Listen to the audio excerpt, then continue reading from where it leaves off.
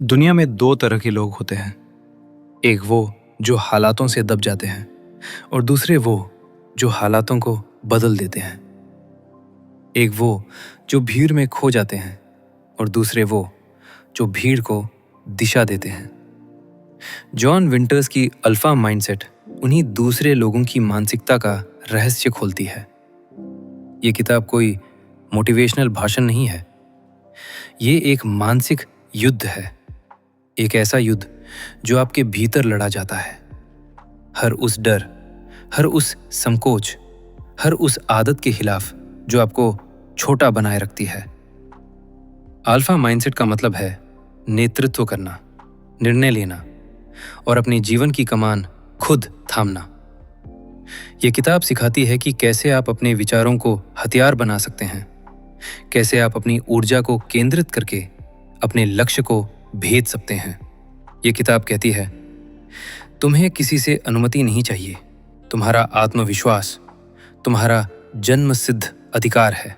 अगर आप अपने भीतर के अल्फा को जगाना चाहते हैं, अगर आप चाहते हैं कि लोग आपकी बात सुने, आपकी उपस्थिति महसूस करें, तो ये वीडियो आपके लिए है।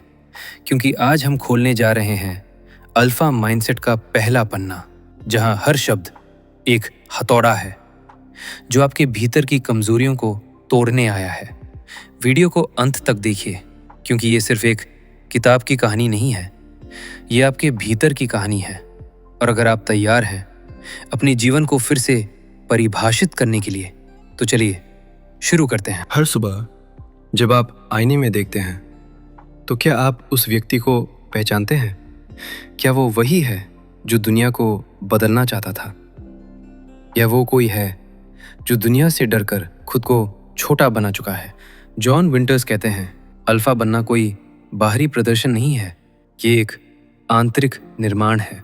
ये किताब हमें सिखाती है कि अल्फा मानसिकता कोई जन्मजात गुण नहीं, बल्कि एक चुना हुआ रास्ता है। एक ऐसा रास्ता जो हर उस व्यक्ति के लिए खुला है जो अपने डर से लड़ने को तैयार है।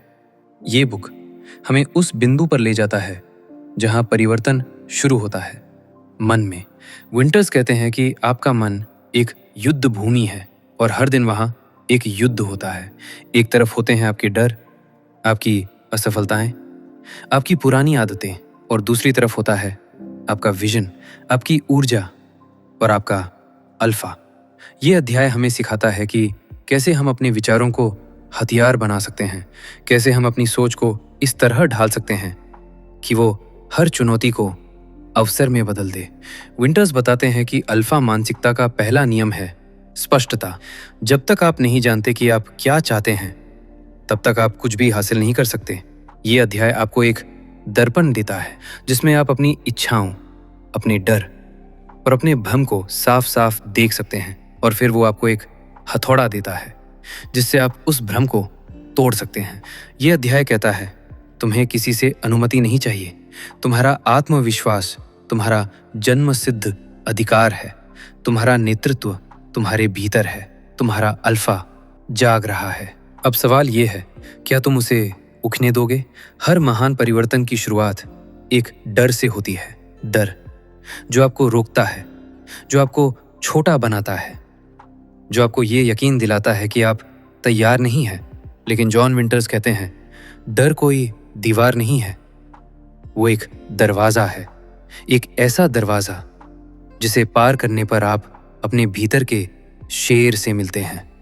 पार्ट 2 हमें उसी दरवाजे तक ले जाता है और कहता है, अब वक्त है उसे खोलने का। विंटर्स बताते हैं कि डर कोई दुश्मन नहीं है, वो एक संकेत है। वो बताता है कि आप कहाँ बढ़ सकते हैं, कहाँ आपको चुनौती मिल सकती है। ये अध्याय हमें सिखाता है कि कैसे हम अपने डर को पहचानें, उसका विश्लेषण करें और फिर उसे अपनी ऊर्जा में बदल दें।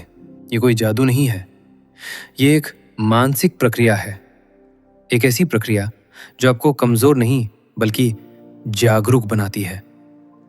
विंटर्स कहते हैं, अल्फा वो नहीं होता जो डरता नहीं, बल्कि वो होता है जो डर के बावजूद आगे बढ़ता है। यह अध्याय आपको उन मानसिक तकनीकों से परिचित कराता है जो आपको डर के क्षणों में स्थिर रहने, स्पष्ट सोचने और निर्णायक कदम उठाने की शक्ति देती हैं। ये आपको सिखाता है कि कैसे आप अपने डर को एक चुनौती की तरह देखें, न कि एक रुकावट की तरह। और सबसे महत्वपूर्ण बात, ये आपको ये यकीन दिलाता है कि आप अकेले नहीं हैं। हर अल्फा ने डर का सामना किया है, हर विजेता ने पहले हार का स्वाद चखा है, और हर महान नेता ने पहले खुद को खोया है ताकि वो खुद को फिर से पा सके। ये चैप्टर कहता है, डर से भागो मत, उसे गले लगाओ, क्योंकि वही डर आपको उस ऊंचाई तक ले जा सकता है जहां आप पहले कभी नहीं पहुंचे थे। आपका अल्फा आपके डर के दूसरी तरफ है। अब सवाल ये है, क्या आप उस तरफ जाने को तैयार हैं? जॉन विंटर्स की अल्फा माइंडसेट का तीसरा भाग हमें उस युद्ध भूमि पर ले जाता है जहां कोई बाहरी दुश्मन नहीं होता। वहां सिर्फ आप होते हैं और आपके भीतर की आदतें, इच्छाएं, संकोच और वो धीमी आवाज जो हर सुबह कहती है, आज नहीं, कल से ही। यह अध्याय आत्म अनुशासन की उस आग में उतरने की बात करता है जहां हर छोटा निर्णय, सुबह जल्दी उठना, व्यायाम करना, ध्यान केंद्रित रखना, अपने लक्ष्य को याद रखना, एक हथियार बन जाता है। और हर बार जब आप अपने ही आदेश का पालन करते हैं तो आप अपने भीतर के अल्फा को मजबूत करते हैं। विंटर्स कहते हैं कि अनुशासन कोई जेल नहीं, बल्कि एक पुल है जो आपको आपके विजन तक ले जाता है। और जब आप अपने समय, ऊर्जा और ध्यान को नियंत्रित करना सीख जाते हैं तो आप दुनिया को ये संदेश देते हैं कि आप अपने जीवन के मालिक हैं। ये अध्याय सिखाता है कि आत्म अनुशासन कोई कठोरता नहीं, बल्कि स्पष्टता है। जब आप जानते हैं कि आप क्या चाहते हैं तो आप हर उस चीज को ना कह सकते हैं जो आपको उससे दूर ले जाती है। विंटर्स की भाषा में discipline is the highest form of self respect, और यही वो भाव है जो एक साधारण व्यक्ति को एक अल्फा में बदल देता है। ये भाग आपको एक नई मानसिकता देता है जहां ना कहना कमजोरी नहीं बल्कि शक्ति है, जहां रोकना हार नहीं बल्कि दिशा है, और जहां हर दिन का छोटा सा निर्णय एक बड़ी जीत की नींव बनता है। विंटर्स ये भी बताते हैं कि अनुशासन केवल कार्यों का अनुक्रम नहीं, बल्कि एक आंतरिक संवाद है। आपका मन हर पल आपसे बात करता है, और जब आप उसे शांत, स्पष्ट और निर्णायक बनाते हैं तो आप अपने जीवन की दिशा बदल सकते हैं। यह अध्याय आपको उस मानसिक दृढ़ता की ओर ले जाता है जहां आप बहाने नहीं ढूंढते बल्कि समाधान बनते हैं, जहां आप समय को बर्बाद नहीं करते बल्कि उसे निवेश करते हैं, और जहां आप हर सुबह खुद से कहते हैं, मैं अपने जीवन का नेता हूं और आज मैं अपने ही आदेश का पालन करूंगा। यही है वो मानसिकता जो एक अल्फा को परिभाषित करती है।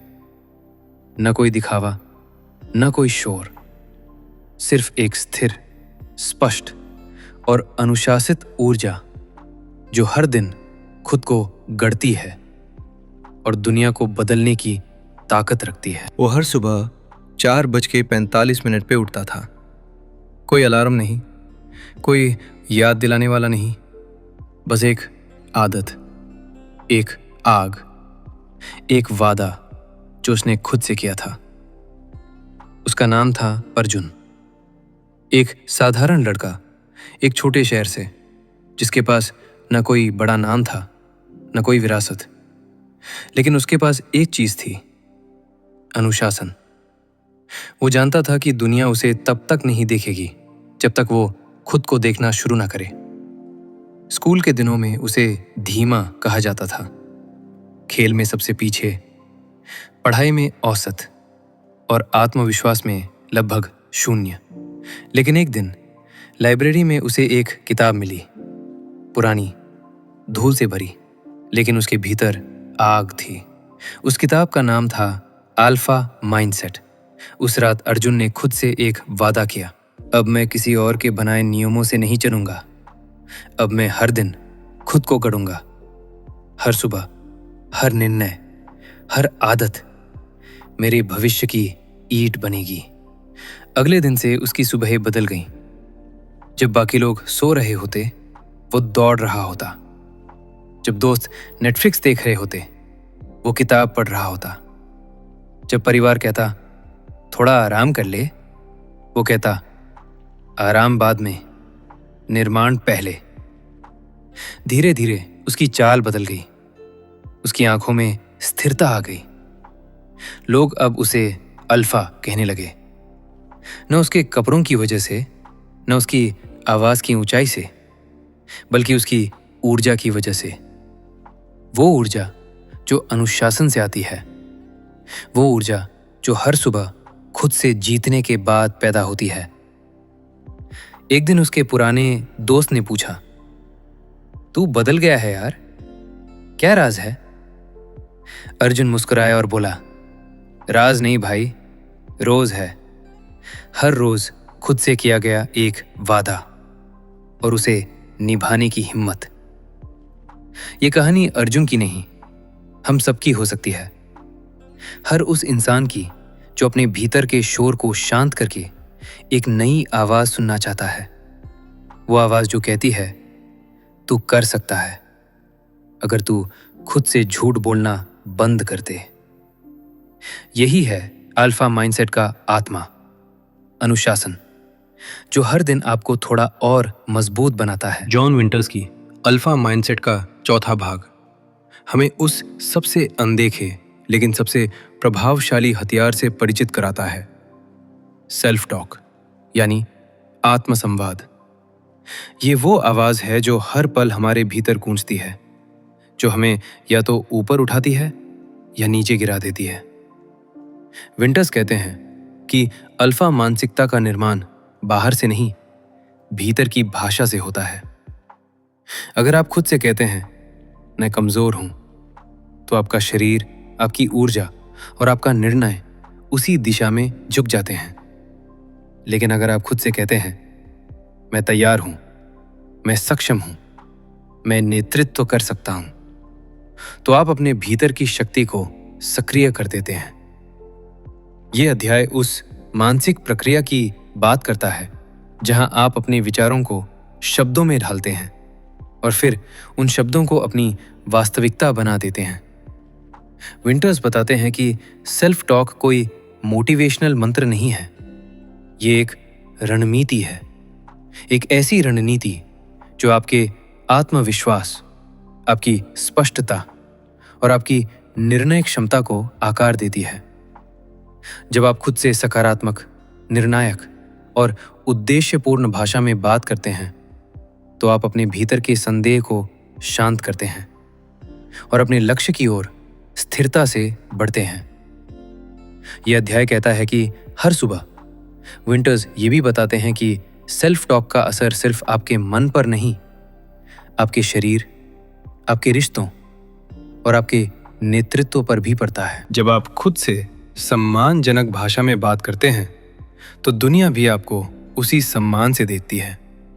ये भाग आपको सिखाता है कि कैसे आप अपने भीतर की भाषा को फिर से लिखें, कैसे आप मैं नहीं कर सकता को मैं सीख रहा हूं में बदलें, कैसे आप मेरे पास समय नहीं है को मेरे पास प्राथमिकता है में बदलें, और कैसे आप मैं अकेला हूं को मैं सक्षम हूं में बदलें।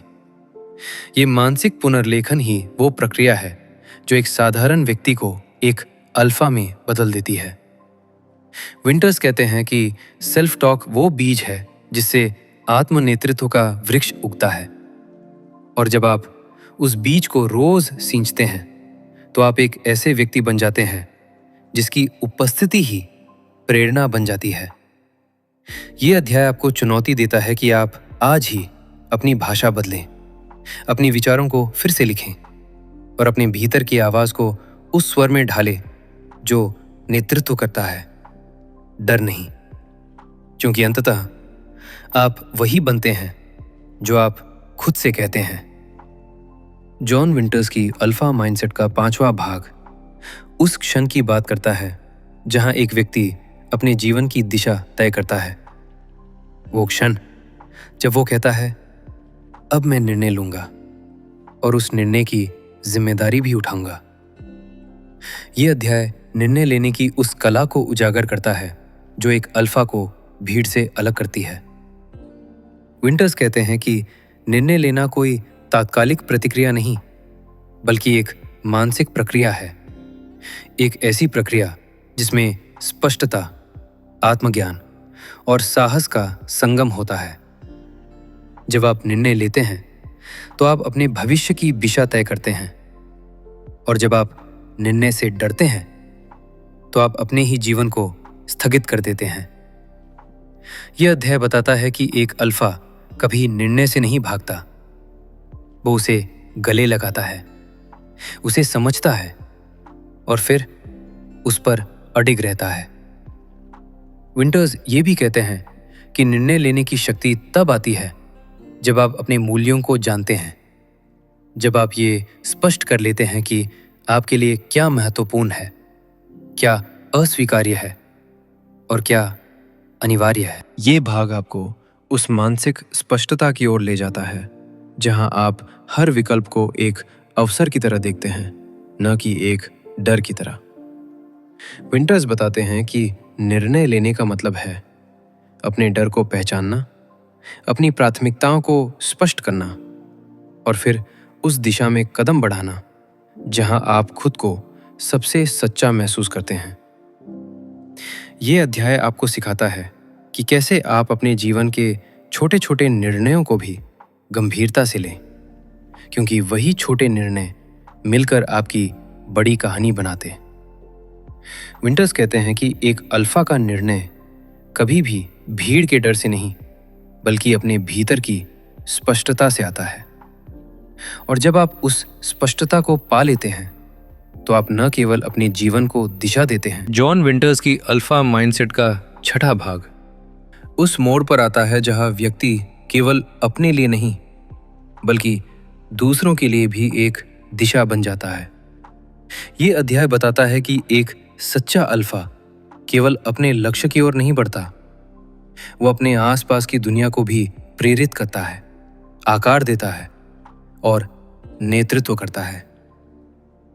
विंटर्स कहते हैं कि आत्म नेतृत्व का अर्थ है अपने मूल्यों, अपने दृष्टिकोण और अपनी ऊर्जा को इस तरह जीना कि वो दूसरों को भी जागरूक करे।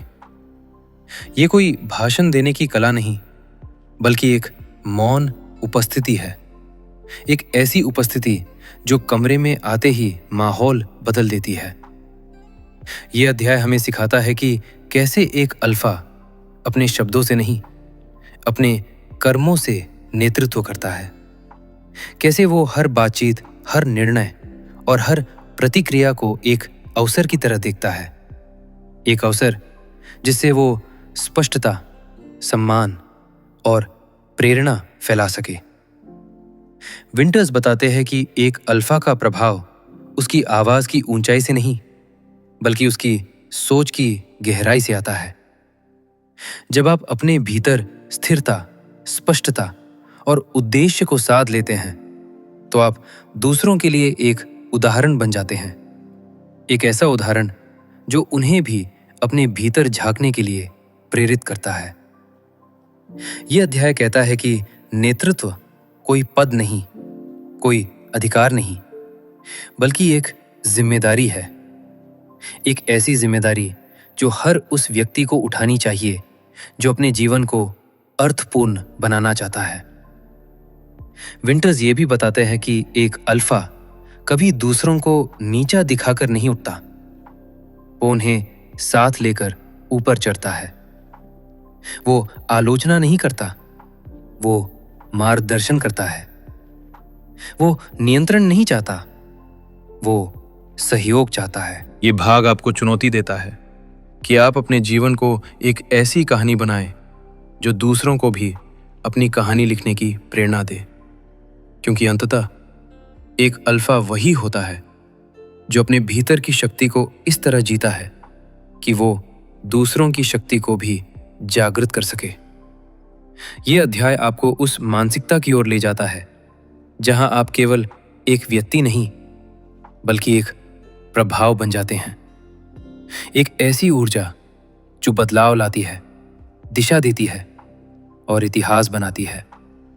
जॉन विंटर्स की अल्फा माइंडसेट का 7वां भाग उस सबसे मौन लेकिन सबसे निर्णायक शक्ति की बात करता है, आत्मविश्वास।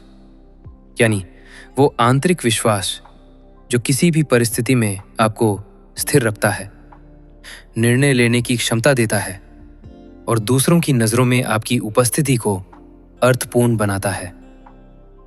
विंटर्स कहते हैं कि आत्मविश्वास कोई जन्मजात गुण नहीं, बल्कि एक निर्मित ऊर्जा है।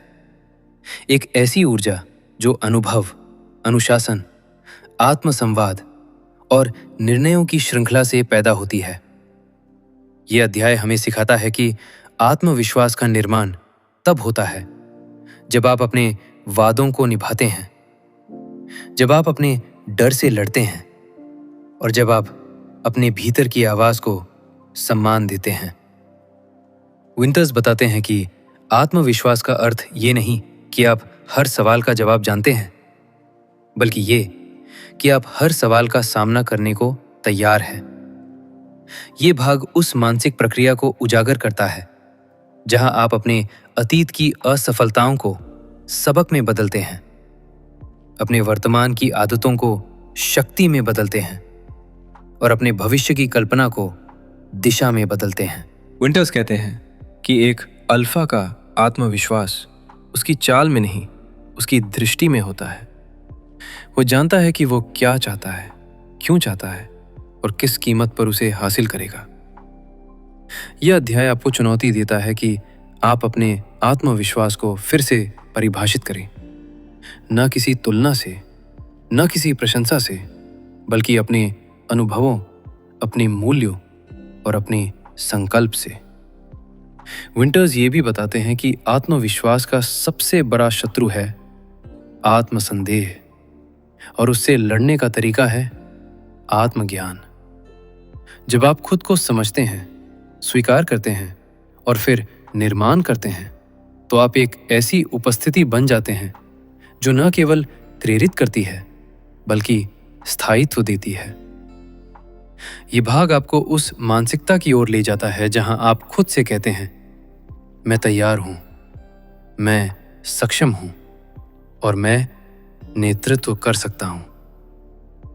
क्योंकि अंततः एक अल्फा वही होता है जो अपने भीतर की शक्ति को पहचानता है, उसे गढ़ता है और फिर उसे दुनिया के सामने जीता है, बिना शोर, बिना दिखावे, सिर्फ एक स्थिर, स्पष्ट और निर्णायक ऊर्जा के साथ।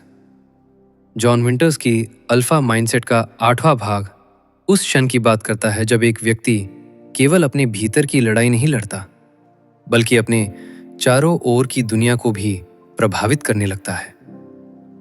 यह अध्याय उस ऊर्जा की बात करता है जो किसी अल्फा की उपस्थिति से पैदा होती है।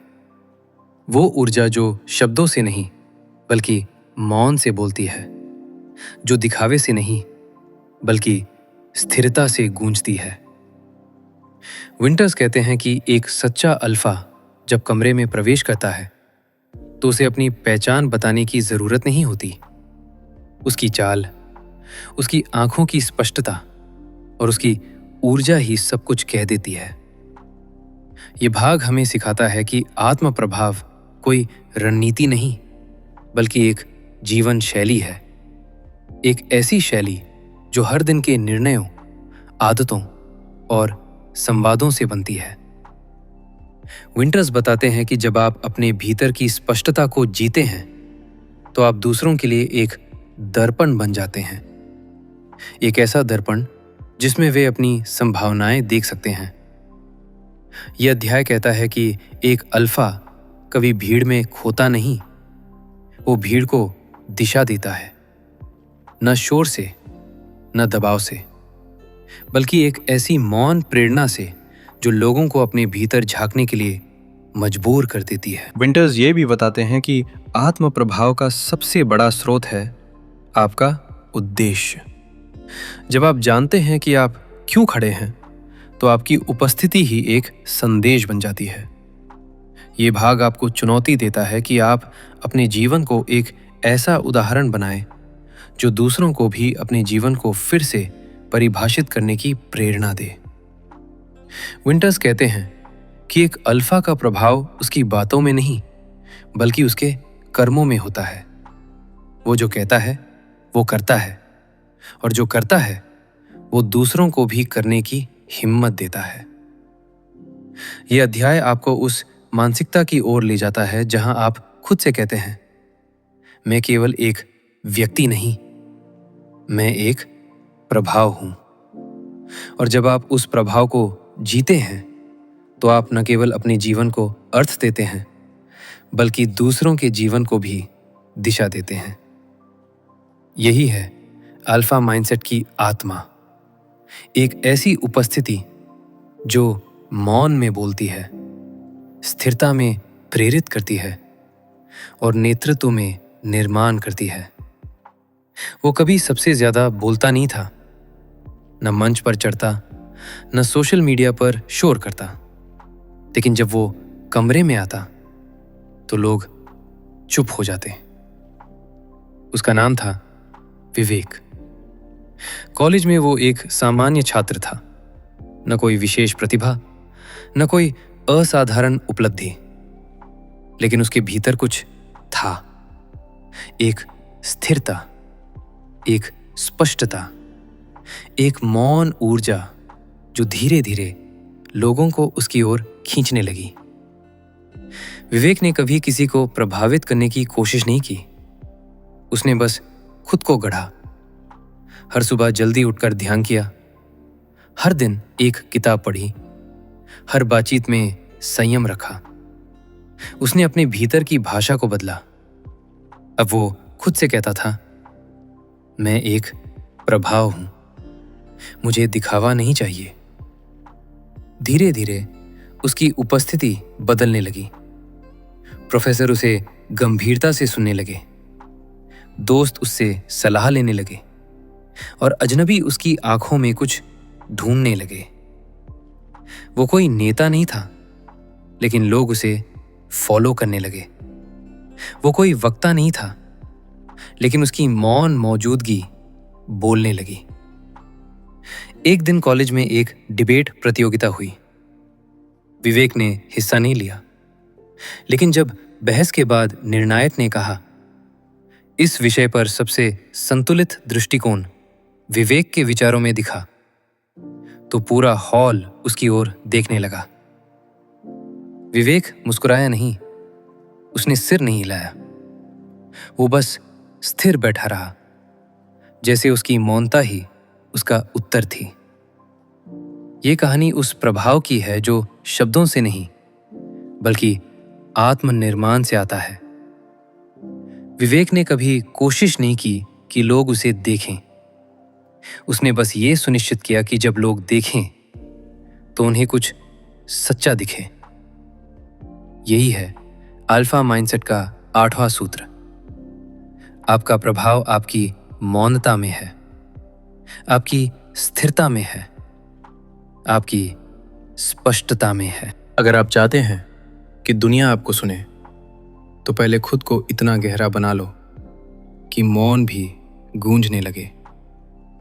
जॉन विंटर्स की अल्फा माइंडसेट का 9वां पार्ट उस अंतिम लेकिन निर्णायक मोड़ की बात करता है जहां एक व्यक्ति अपने जीवन की संपूर्ण जिम्मेदारी उठाता है, बिना बहाने, बिना दोषारोपण और बिना किसी बाहरी सहारे की प्रतीक्षा के।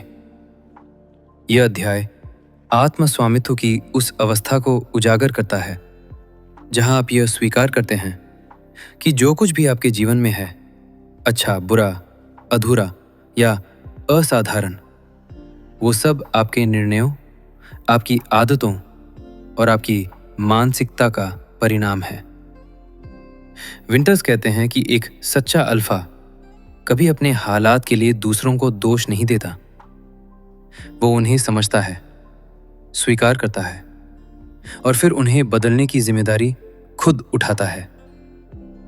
ये भाग हमें सिखाता है कि जब आप अपने जीवन के हर पहलू की जिम्मेदारी लेते हैं तो आप अपने भीतर एक ऐसी शक्ति को जागृत करते हैं जो किसी भी परिस्थिति को अवसर में बदल सकती है। विंटर्स बताते हैं कि आत्म स्वामित्व का अर्थ ये नहीं कि आप परिपूर्ण हैं, बल्कि ये कि आप ईमानदार हैं अपने प्रति, अपने फैसलों के प्रति और अपने भविष्य के प्रति। यह अध्याय कहता है कि जब आप कहते हैं मेरे पास समय नहीं है, तो आप अपनी प्राथमिकताओं से भाग रहे हैं। जब आप कहते हैं मेरे पास संसाधन नहीं है, तो आप अपनी रचनात्मकता को मार रहे हैं। और जब आप कहते हैं मेरे हालात अलग हैं, तो आप अपने भीतर की शक्ति को नकार रहे हैं। विंटर्स ये भी बताते हैं कि आत्म स्वामित्व का सबसे बड़ा लाभ ये है कि आप अब पीड़ित नहीं रहते, आप निर्माता बन जाते हैं।